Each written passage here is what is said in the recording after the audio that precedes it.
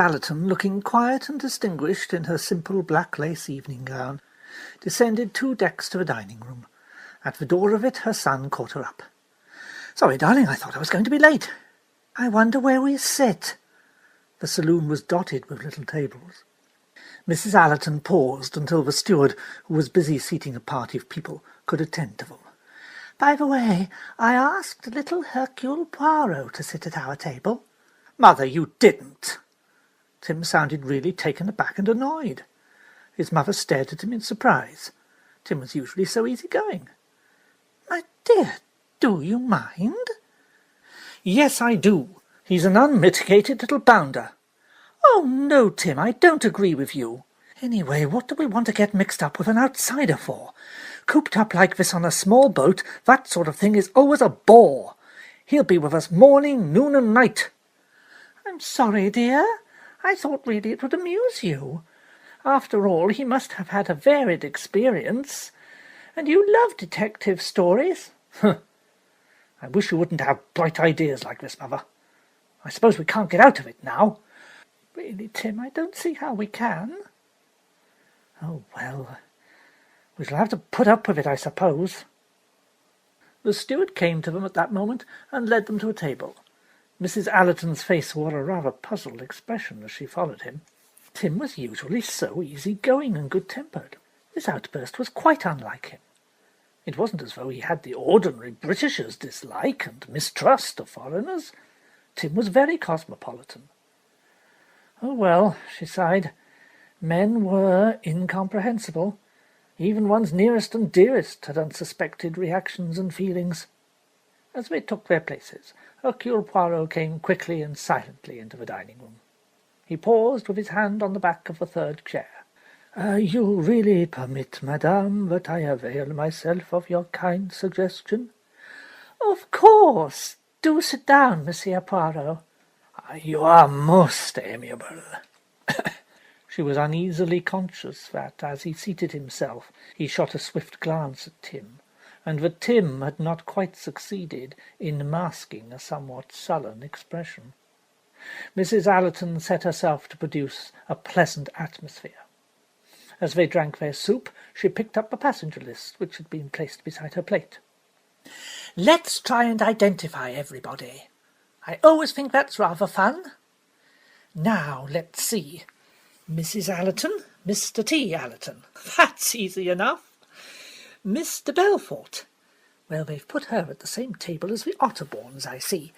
I wonder what she and Rosalie will make of each other. Now, who comes next? Dr. Besner. Dr. Besner. Who can identify Dr. Besner? She bent her glance on a table at which 4 men sat together. I think he must be the fat one, with the closely shaved head and moustache. A German, I should imagine. He seems to be enjoying his soup very much. Certain succulent noises floated across to them. Mrs. Allerton continued. Miss Bowers. Can we make a guess at Miss Bowers? There are 3 or 4 women. No. We'll have to leave her for the present. Mr. and Mrs. Doyle, yes, indeed, the lions of the trip. She really is very beautiful. What a perfectly lovely frock she's wearing. Tim turned round in his chair. Lynette and her husband and Andrew Pennington had been given the table in the corner. Lynette was wearing a white dress and pearls. It looks frightfully simple to me. Just a length of stuff, the kind of cord round the middle. Yes, darling. A very manly description of an 80-guinea model. I can't think why women pay so much for their clothes. It seems absurd to me. Mrs. Allerton proceeded with her study of her fellow passengers. Mr. Fanthorpe, well, he must be one of the 4 at that table. Perhaps the intensely quiet young man who never speaks.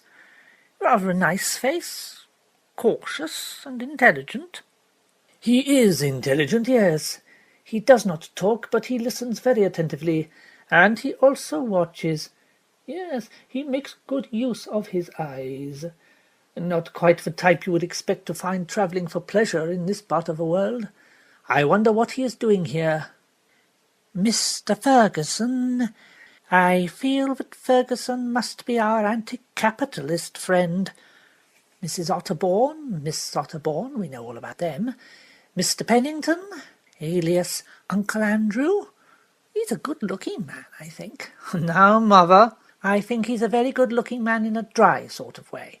Rather a ruthless jaw. Probably the kind of man one reads about in the paper, who operates on Wall Street. Or is it in Wall Street? I'm sure he must be extremely rich. Next, Monsieur Hercule Poirot, whose talents are really being wasted here. Can't you get up a crime for Monsieur Poirot, Tim? But her well-meant banter only seemed to annoy her son anew. He scowled. Mrs. Allerton hurried on. Our Italian archaeological friend, then Miss Robson, and last of all Miss Van Schuyler. The last's easy. A very ugly old American lady who's clearly going to be very exclusive and speak to nobody who does not come up to the most exacting standards that she has. She's rather marvellous, isn't she, really? A kind of period piece. The two women with her must be Miss Bowers and Miss Robson, perhaps the secretary. The thin one with pince-nez, and a poor relation. The rather pathetic young woman who's obviously enjoying herself, in spite of being treated like a slave. I think Robson's the secretary woman, and Bowers is the poor relation. You're wrong, mother. Tim had suddenly recovered his good humour. How do you know? Because I was in the lounge before dinner, and the old bean said to the companion woman, "Where's Miss Bowers? Fetch her at once, Cornelia." And away trotted Cornelia like an obedient dog. I shall have to talk to Miss Van Schuyler. She'll snub you, mother. Not at all. I shall pave the way by sitting near her and conversing in low but penetrating, well-bred tones about my titled relations and friends I can remember. I think a casual mention of your second cousin once removed, the Duke of Glasgow, will probably do the trick. You're very unscrupulous, mother. Events after dinner were not without their amusing side to a student of human nature. The scholastic young man, who turned out to be Mr. Ferguson, as deduced, retired to the smoking-room, scorning the assemblage of passengers in the observation saloon on the top deck. Miss Van Schuyler duly secured the best and most undrafty position there by advancing firmly on a table at which Mrs. Otterbourne was sitting, and saying, "You'll excuse me, I'm sure, but I think my knitting was left here." Fixed by a hypnotic eye, the turban rose and gave ground. Miss Van Schuyler established herself and her suite. Mrs. Otterbourne sat down nearby, and hazarded various remarks, which were met with such chilling politeness that she soon gave up. Miss Van Schuyler then sat in glorious isolation. The Doyles sat with the Allertons. Dr. Pesner retained the quiet Mr. Fanthorpe as a companion, and Jacqueline de Belfort sat by herself with a book. Rosalie Otterbourne was restless. Mrs. Allerton spoke to her once or twice and tried to draw her into the group, but the girl responded ungraciously. Monsieur Hercule Poirot spent his evening listening to an account of Mrs. Otterbourne's mission as a writer. On his way to his cabin that night he encountered Jacqueline de Belfort, leaning over the rail. As she turned her head, he was struck by the look of acute misery on her face. There was now no insolence, no malicious defiance, no dark flaming triumph. "Good night, mademoiselle." "Good night, Monsieur Poirot." "You were surprised to find me here?" "I was not so much surprised as sorry, very sorry." "You mean sorry for me?" "That is what I meant.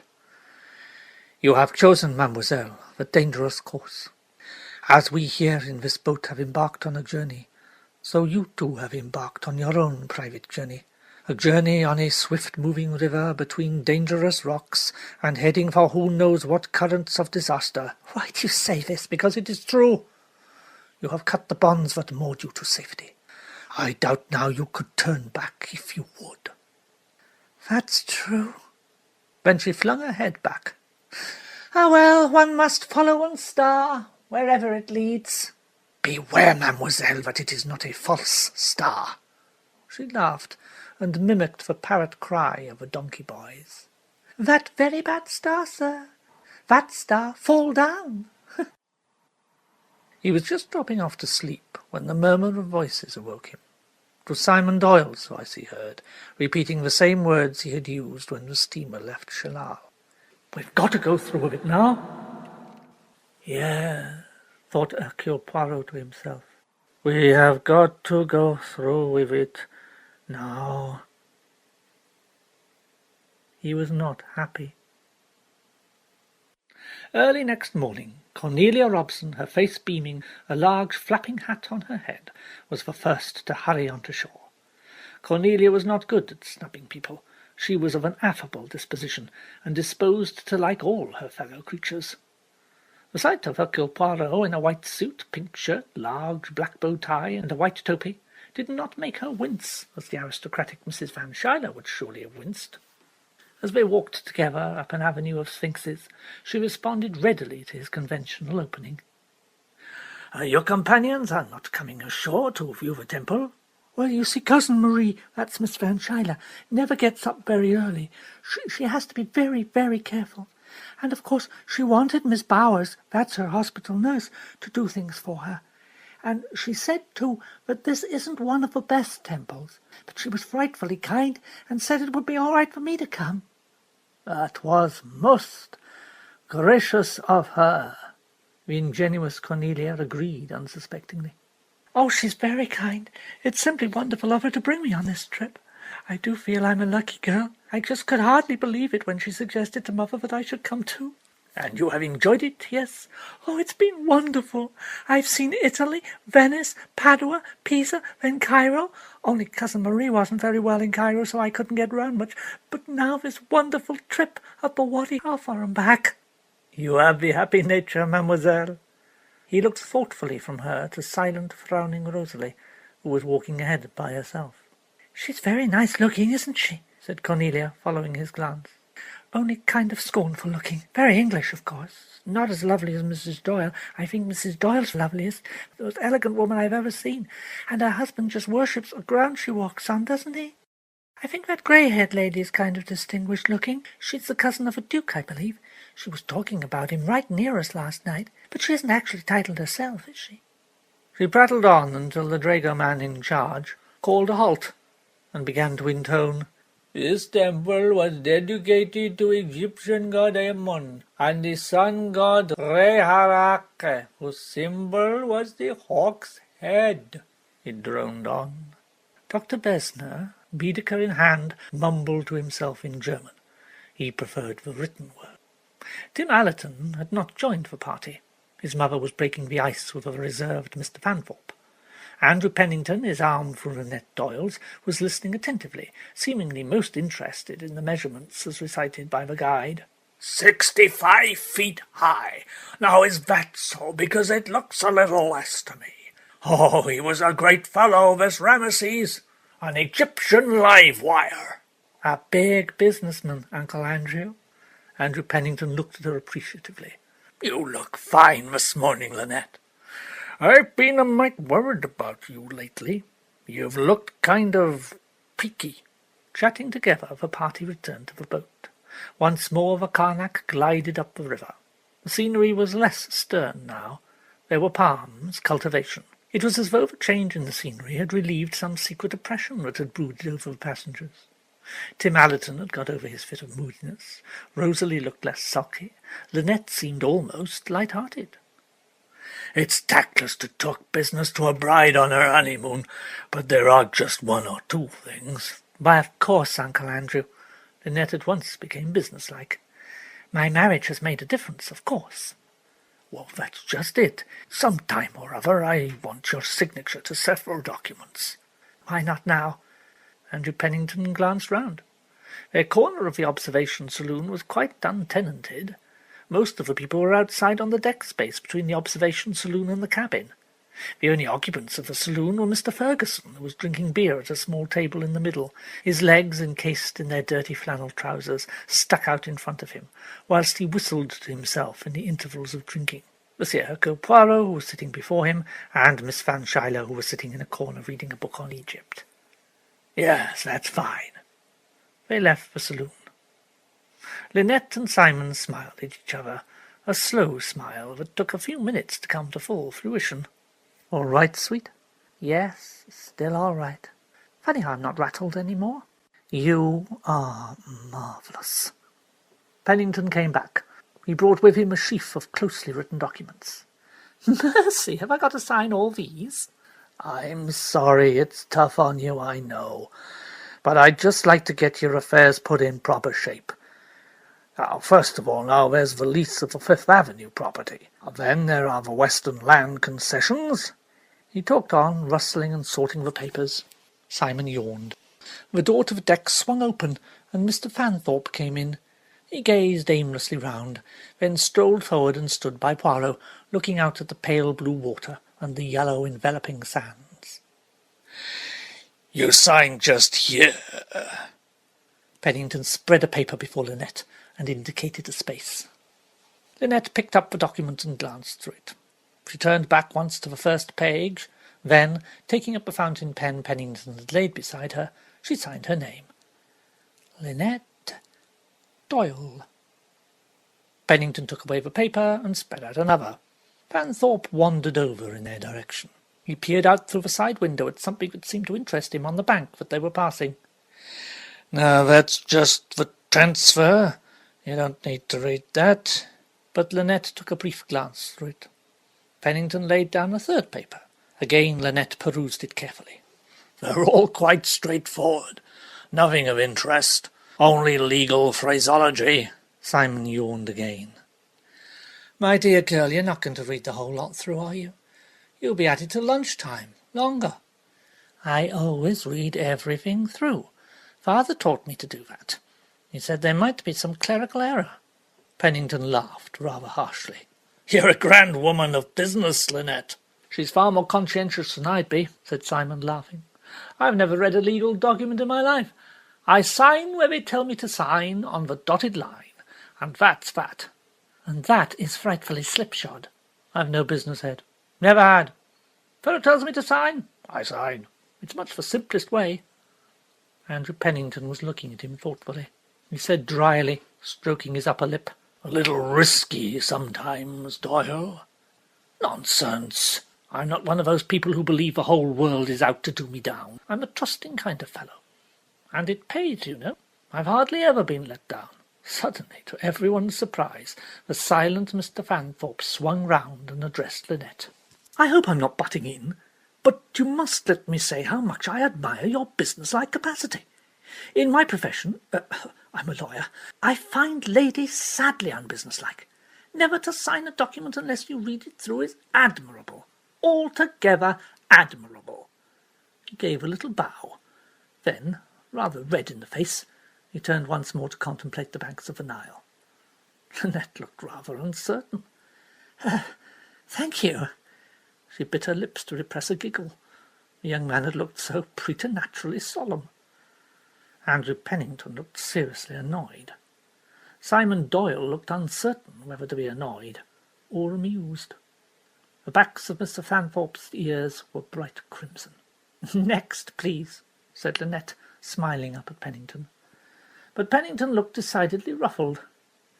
"I think perhaps some other time would be better. As Doyle says, if you have to read through all these, we shall be here till lunchtime, and we must not miss enjoying the scenery. Anyway, those first two were the most urgent ones. We can settle down to business later." "It is frightfully hot in here. Let's go outside."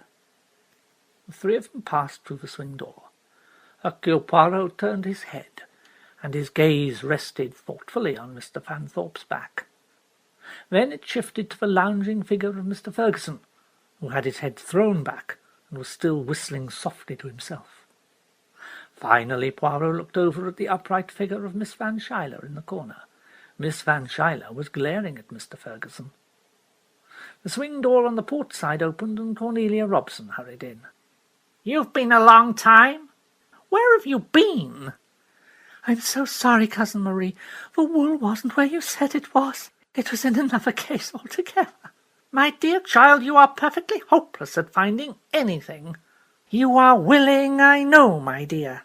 But you must try to be a little cleverer and quicker. It only needs concentration." "I'm so sorry, Cousin Marie. I'm afraid I'm very stupid." Nobody need to be stupid if they try, my dear. I have brought you on this trip, and I expect a little attention in return." "I'm very sorry, Cousin Marie." "And where is Miss Bowers? It was time for my drops 10 minutes ago. Please go and find her at once. The doctor said it was most important." But at this stage Miss Bowers entered, carrying a small medicine glass. "Your drops, Miss Van Schuyler." "I should have had them at 11. If there is one thing I detest, it's unpunctuality." "Quite." Miss Bowers glanced at her wristwatch. "It's exactly half a minute to 11. "By my watch, it is 10 past." "I think you'll find my watch is right. It's a perfect timekeeper. It never loses or gains." Miss Bowers was quite imperturbable. Miss Van Schuyler swallowed the contents of the medicine glass. "I feel definitely worse." "I'm sorry to hear that, Miss Van Schuyler." Miss Bowers did not sound sorry. She sounded completely uninterested. "It's too hot in here. Find me a chair on the deck, Miss Bowers. Cornelia, bring my knitting. Don't be clumsy or drop it. And then I want you to wind some wool." The procession passed out. Mr. Ferguson sighed, stirred his legs, and remarked to the world at large, "Tch! I'd like to scrag that dame." "She is a type you dislike, huh?" "Dislike? I should say so. What good has that woman ever been to anyone or anything? She's never worked or lifted a finger. She's just battened on other people. She's a parasite, and a damned unpleasant parasite. There's a lot of people on this boat I'd say the world could do without." "Really?" "Yes. Now, that girl in here just now, signing share transfers and throwing her weight around. Hundreds and thousands of wretched workers slaving for a mere pittance to keep her in silk stockings and useless luxuries. One of the richest women in England, so somebody told me, and has never done a hand's turn in her life." "Who told you she was one of the richest women in England?" "A man you wouldn't be seen speaking to. A man who works with his hands, and is not ashamed of it. Not one of your dressed-up, foppish good-for-nothings." His eye rested unfavourably on the bow-tie and pink shirt. "Me, I work with my brains, and I am not ashamed of it." "They ought to be shot, a lot of them." "My dear young man, what a passion you have for violence. Can you tell me of any good that can be done without it? You've got to break down and destroy before you can build up." "It is certainly much easier, and much noisier, and much more spectacular." "What do you do for a living?" "Nothing at all, I bet. Probably call yourself a middleman." "I am not a middleman. I am a top man," declared Hercule Poirot with a slight arrogance. "What are you?" "I am a detective," said Hercule Poirot with the modest air of one who says, "I am a king." "Good God! Do you mean that girl actually totes about a dumb dick? Is she as careful of her precious skin as that?" "I have no connection whatever with Monsieur and Madame Doyle. I am on holiday." "Enjoying a vacation, eh?" "And you? It is not that you are on holiday also?" "Holiday? I'm studying conditions." "Very interesting," murmured Poirot, and moved gently out to the deck. Miss Van Schuyler was established in the best corner. Cornelia knelt in front of her, her arms outstretched with a skein of grey wool upon them. Miss Bowers was sitting very upright, reading the Saturday Evening Post. Poirot wandered gently onward down the starboard deck. As he passed round the stern of the boat, he almost ran into a woman who turned a startled face towards him, a dark, piquant Latin face. She was neatly dressed in black, and had been standing talking to a big burly man in uniform, one of the engineers by the look of him. There was a queer expression on both their faces, guilt and alarm. Poirot wondered what they'd been talking about. He rounded the stern and continued his walk along the port side. A cabin door opened, and Mrs. Otterbourne emerged and nearly fell into his arms. She was wearing a scarlet satin dressing-gown. "So sorry, dear Mr. Poirot, so very sorry. It's emotion, you know, just emotion, you know. Never did have any sea legs. If a boat would only keep still. She clutched at his arm. It's the pitching I can't stand. Never really happy at sea. And left all alone here, hour after hour. That girl of mine, she's got no sympathy, you see, no understanding of her poor old mother who's done everything for her. Mrs. Otterbourne began to weep. Slaved for her I have, worn myself to the bone, to the bone. Mais oui, a grande amoureuse, that is what I have been, a grande amoureuse. I have sacrificed everything, and nobody cares. But I shall tell everyone. I'll tell them now how she neglects me, how hard she is, making me come on this journey, bored to death. I'll go and tell them now. Madame, please. I will send her to you. Why not re-enter your cabin? It is best that way. No, I want to tell everyone on the boat. It is too dangerous, madame, the sea. It is too rough. You might be swept overboard. You think so? You really think so?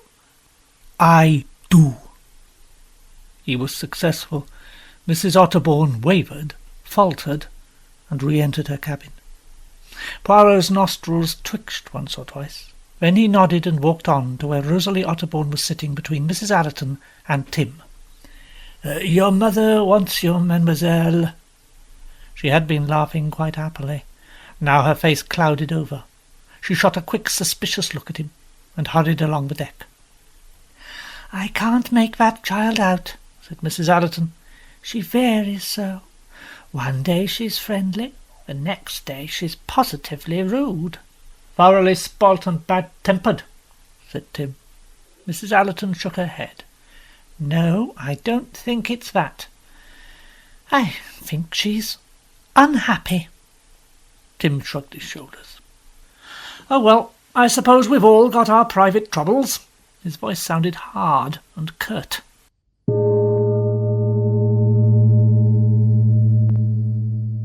Lunch! Cried Mrs. Allerton delightedly. I'm starving.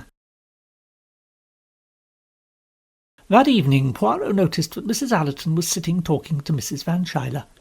As he passed, Mrs. Allerton closed one eye and opened it again.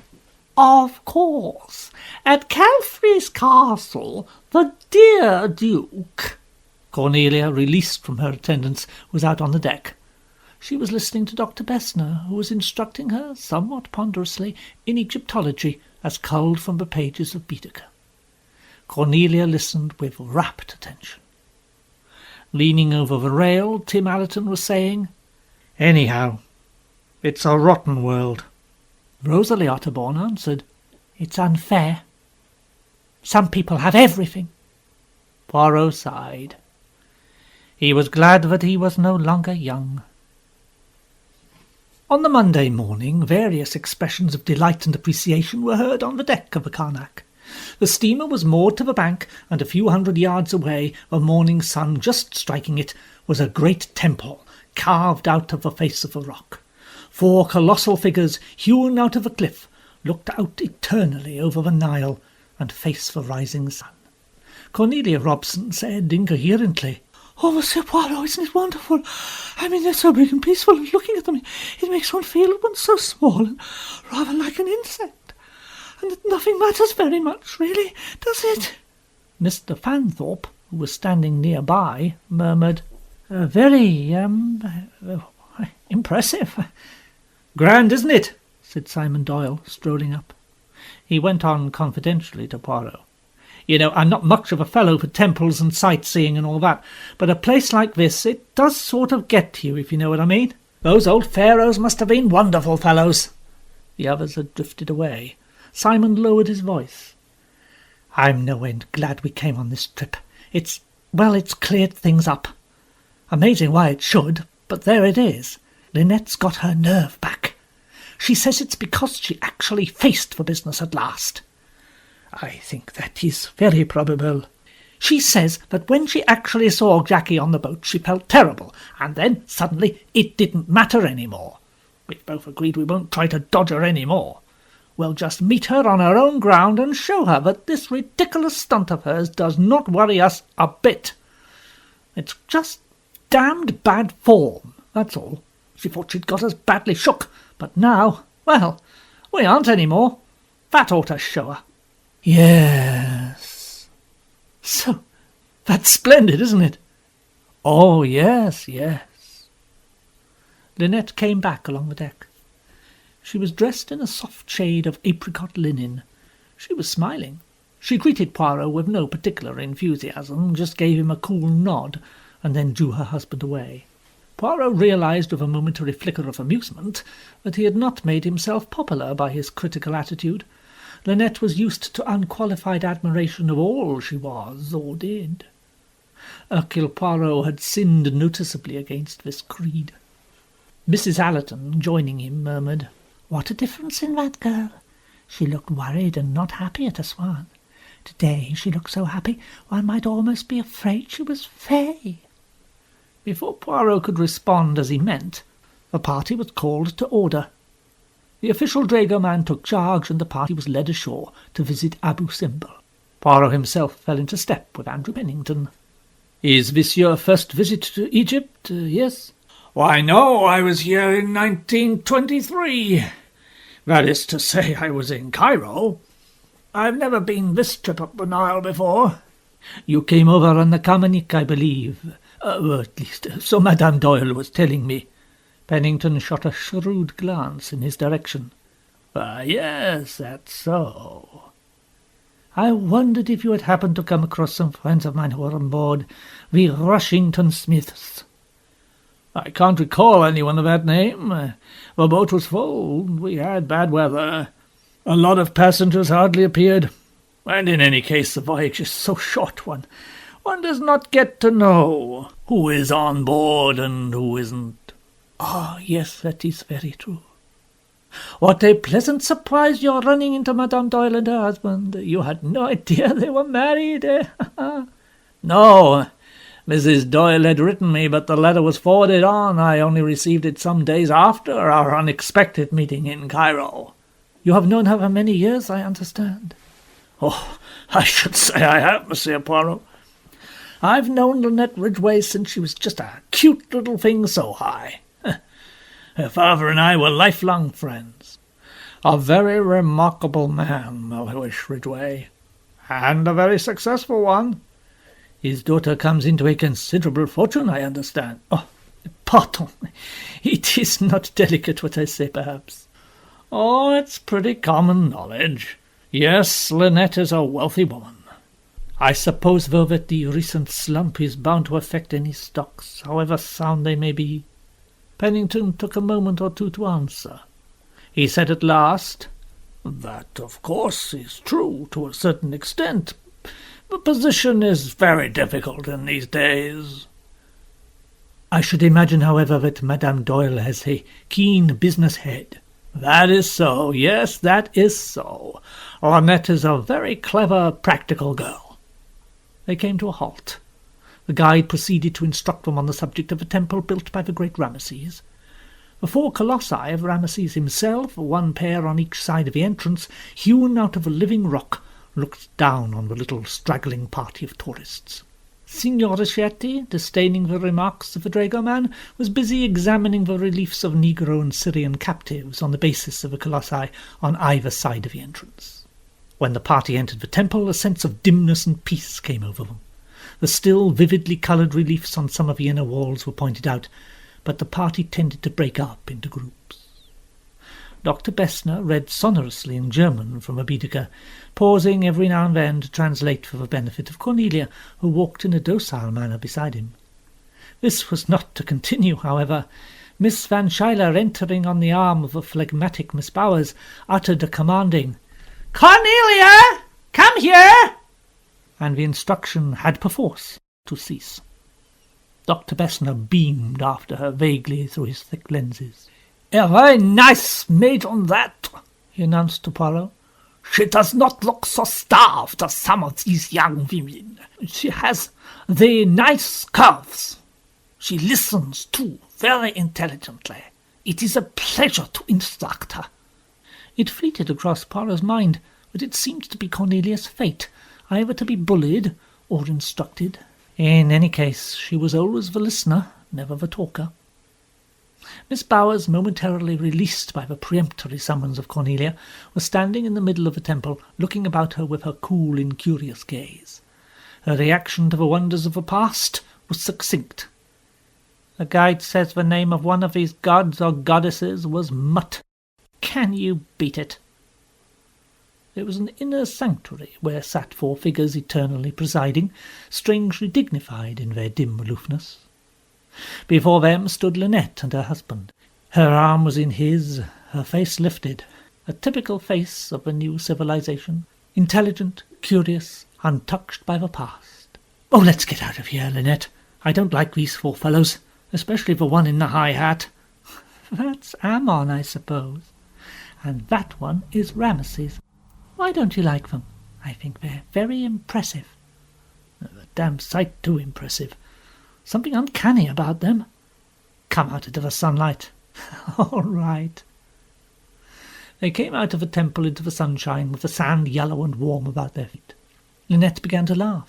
At their feet, in a row, presenting a momentarily gruesome appearance as though sawn from their bodies, were the heads of 6 Nubian boys. The eyes rolled, the heads moved rhythmically from side to side, the lips chanted a new invocation. "Hip hip hooray, very good, very nice, thank you very much." "How absurd! How do they do it? Are they really buried very deep?" Simon produced some small change. "Very good, very nice, very expensive," he mimicked. 2 boys in charge of the show picked up the coins neatly. Lynette and Simon passed on. They had no wish to return to the boat. They were weary of sightseeing. They settled themselves with their backs to the cliff and let the warm sun bake them through. "How lovely the sun is," thought Lynette. "How warm, how safe. How lovely it is to be happy. How lovely to be me. Me, Lynette." Her eyes closed. She was half asleep, half awake, drifting in the midst of thought that was like the sand drifting and blowing. Simon's eyes were open. They too held contentment.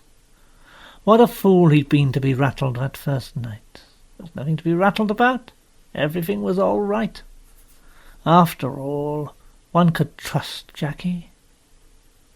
There was a shout, people running towards him, waving their arms, shouting. Simon stared stupidly for a moment. Then he sprang to his feet and dragged Lynette with him. Not a minute too soon. A big boulder, hurtling down the cliff, crashed past them. If Lynette had remained where she was, she would have been crushed to atoms. White-faced, they clung together. Hercule Poirot and Tim Allerton ran up to them. "Ma foi, madame, that was a near thing." All 4 instinctively looked up at the cliff. There was nothing to be seen, but there was a path along the top. Poirot remembered seeing some natives walking along there when they'd first come ashore. He looked at the husband and wife. Lynette looked dazed, bewildered. Simon, however, was inarticulate with rage. "God damn her!" He checked himself with a quick glance at Tim Allerton. The latter said, "Oh, that was near. Did some fool bowl the thing over, or did it get detached on its own?" Lynette was very pale. "I think some fool must have done it." "Might have crushed you like an eggshell. Sure you haven't got an enemy, Lynette?" Lynette swallowed twice and found a difficulty in answering this light-hearted raillery. "Come back to the boat, madame. You must have a restorative." They walked quickly, Simon still full of pent-up rage. Tim trying to talk cheerfully and distract Lynette's mind from the danger she'd run. Poirot with a grave face. And then, just as they reached the gangplank, Simon stopped dead. A look of amazement spread over his face. Jacqueline de Belfort was just coming ashore, dressed in blue gingham. She looked childish this morning. Good God! So it was an accident after all. The anger went out of his face. An overwhelming relief showed so plainly that Jacqueline noticed something amiss. "Good morning. I'm afraid I'm a little on the late side," gave them all a nod, and stepped ashore and proceeded in the direction of the temple. Simon clutched Poirot's arm. The other two had gone on. "My God, that's a relief. I thought... Poirot nodded. "Yes, I know what you thought." But he himself still looked grave and preoccupied. He turned his head and noted carefully what had become of the rest of the party from the ship. Miss Van Schuyler was slowly returning on the arm of Miss Bowers. A little farther away, Mrs. Allerton was standing laughing at the little Nubian row of heads. Mrs. Otterbourne was with her. The others were nowhere in sight. Poirot shook his head as he followed Simon slowly onto the boat. "Will you explain to me, madame, the meaning of the word fée?" Mrs. Allerton looked slightly surprised.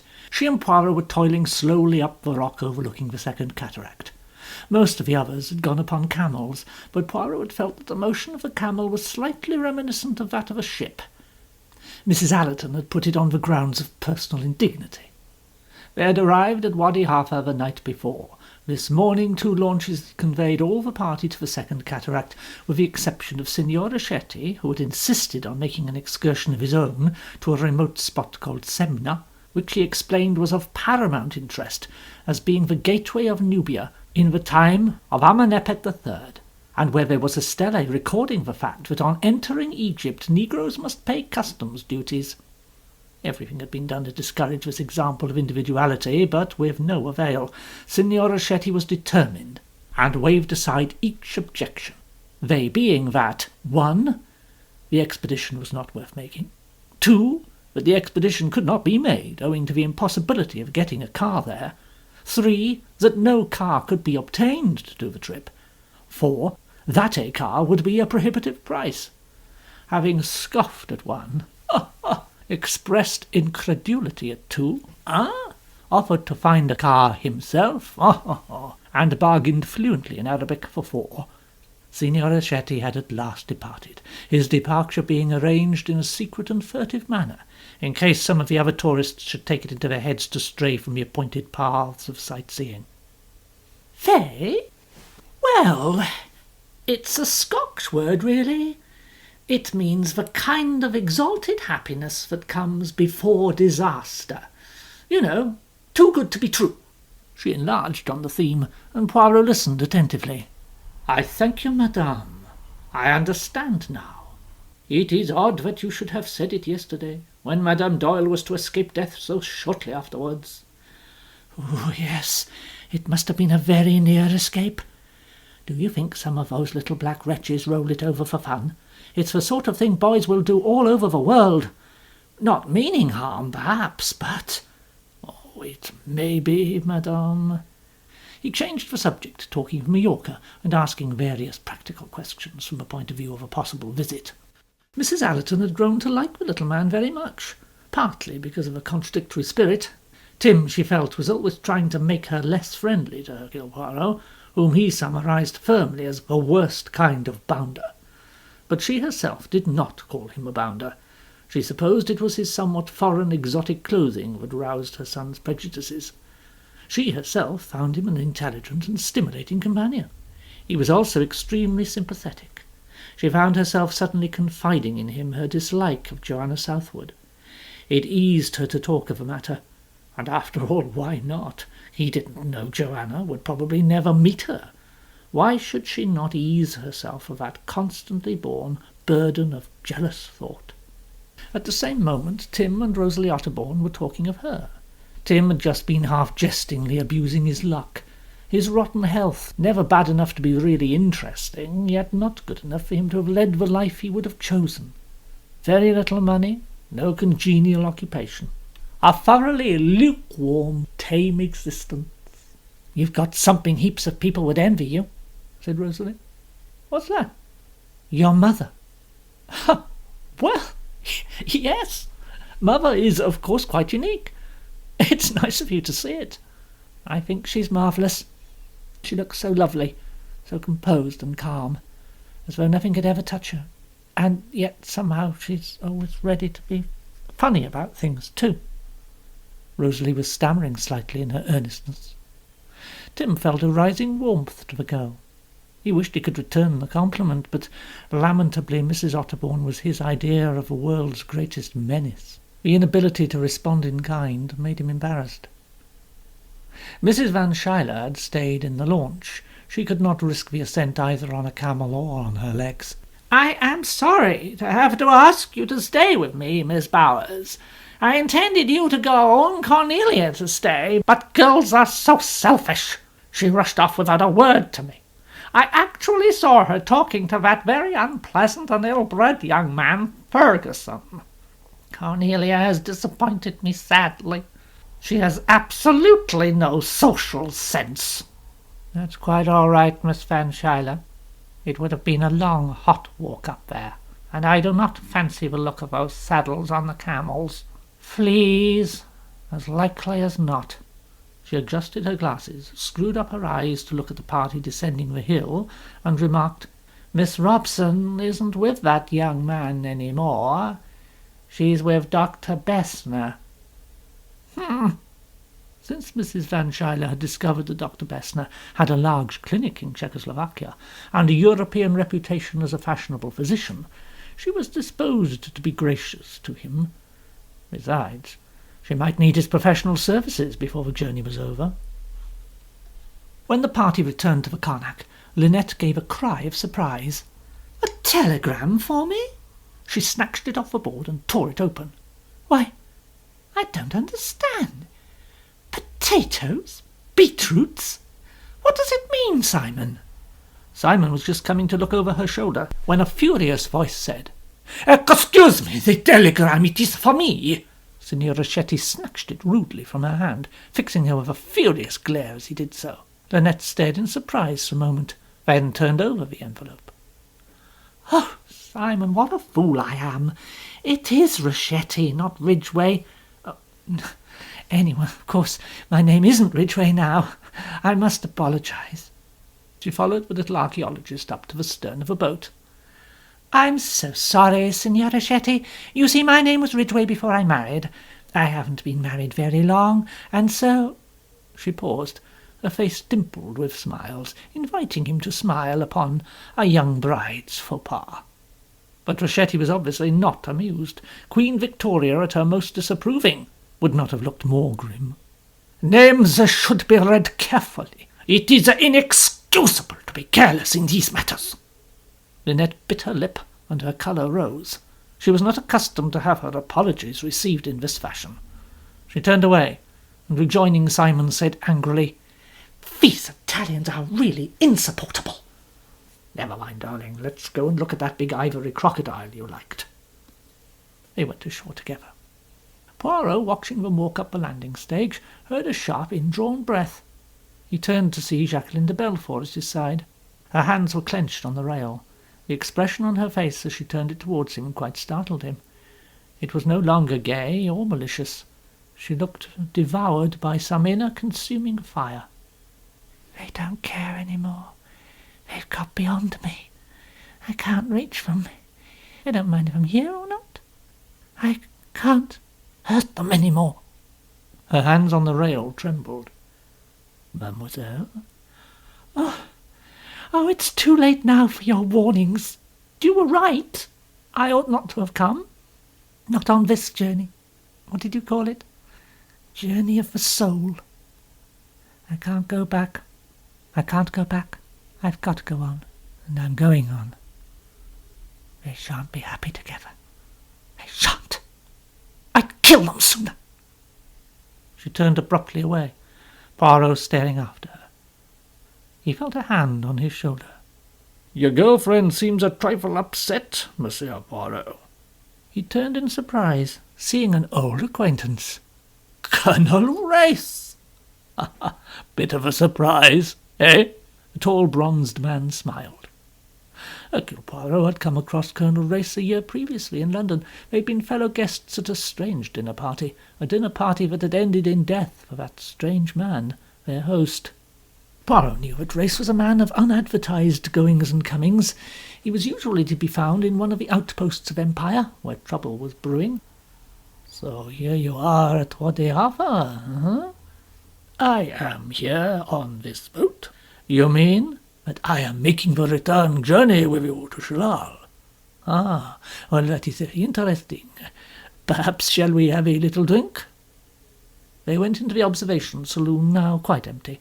Poirot ordered a whisky for the Colonel and a double orangeade full of sugar for himself.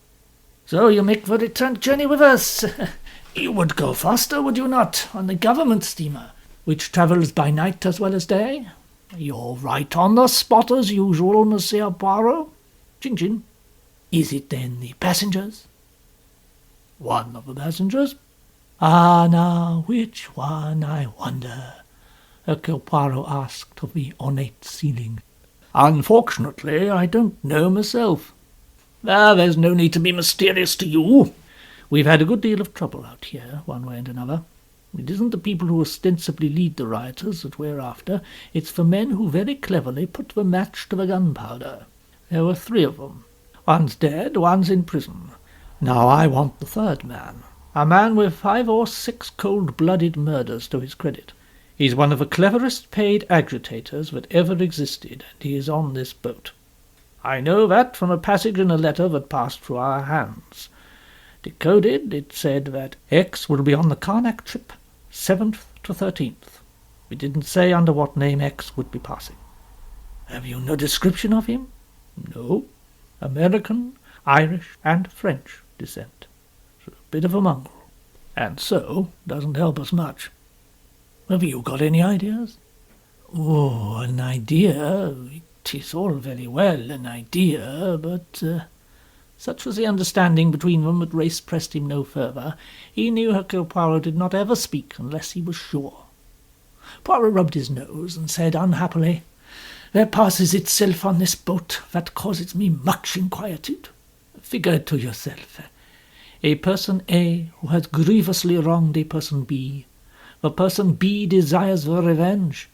The person B makes the threats. A and B both being on this boat. Precisely. And B, I gather, being a woman? Exactly. I shouldn't worry." Race lit a cigarette.